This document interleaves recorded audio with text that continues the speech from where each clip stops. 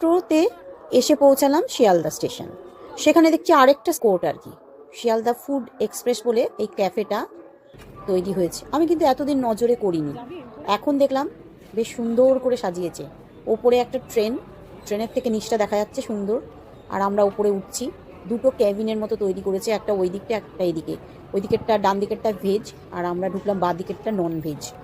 তো গিয়ে দেখলাম সুন্দর করে সাজানো। আমার ভীষণ ডান দিকটা যেতে ইচ্ছে করছিল যে ওখানে সাজানোটা একটু দেখি, উঁকি মেরে একটু দেখলাম। তারপর মেয়ে বললো না ওটা ভেজ, আমি যাবো না, নন ভেজে চলে আসো। তো এখানে দেখলাম বেশ অন্যরকম সাজানো, ওই দিকেরটা অন্যরকম সাজানো। ঠিক আছে, অন্য একদিন যাবো ওখানে। তো এখানে খাবারটা দেখি কীরকম খাবার সার্ভ করছে ওয়াও থেকে আমরা অর্ডার দিলাম একটা নুডলস আর মোমো। কী সব নাম আছে, যাকে আমার কিন্তু দেখলাম যে 200 কত টাকা নুডলসটার দাম ছিল। একেবারে কোয়ান্টিটিতে খুবই কম, সাধারণ একটু নুডলস আমার মনে হয়েছে। এই মোমোটা কিন্তু খেতে ভালো, চাটনিটা মোমোর সঙ্গে যে দিয়েছে সসটা, সেটা কিন্তু খুব ভালো লেগেছে আমার। কিন্তু চাউমিনটা আমার খেয়ে মোটেও পোষায়নি, মানে চাউমিনটা খুব একটা ভালো লাগলোও না। টেস্টের দিক থেকে একদমই সাদামাটা, দামটা বেশ বেশিই মনে হলো, 200 কত টাকা নিল।